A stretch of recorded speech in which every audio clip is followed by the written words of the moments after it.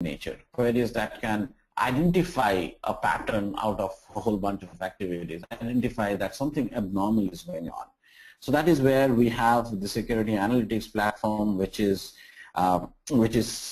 powered by technologies like event streaming technology and big data technology, which allows me to supplement the normal SQL queries that we have been using all this while with constructs that can help me design streams of events and analyze those streams in a very, very dynamic manner.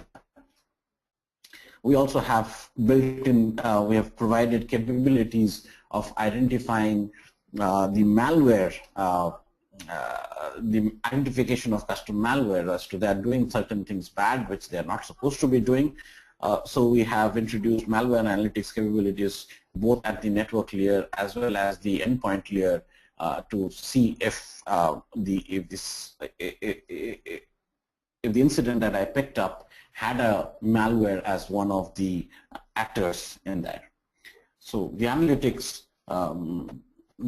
platform not only helps me do complex correlations, but also can be very, very specific in terms of identifying malware and doing a deep dive into the malware as it flows over the network, as well as it goes ahead and runs on a particular system.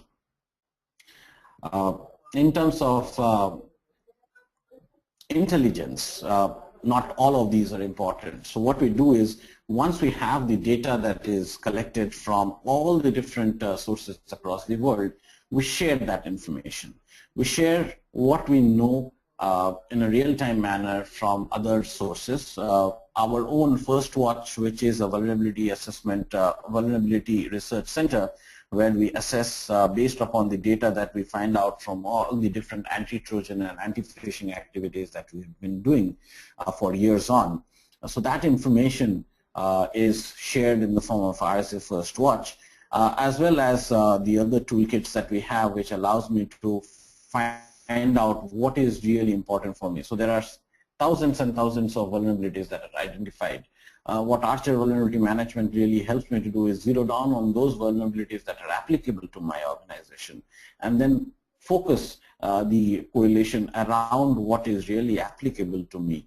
So that intelligence helps me prioritize, helps me identify if they are important for me or if they are not important for me. And ultimately, when we have the intelligence in place, we do our incident management. Right? So I'm on slide number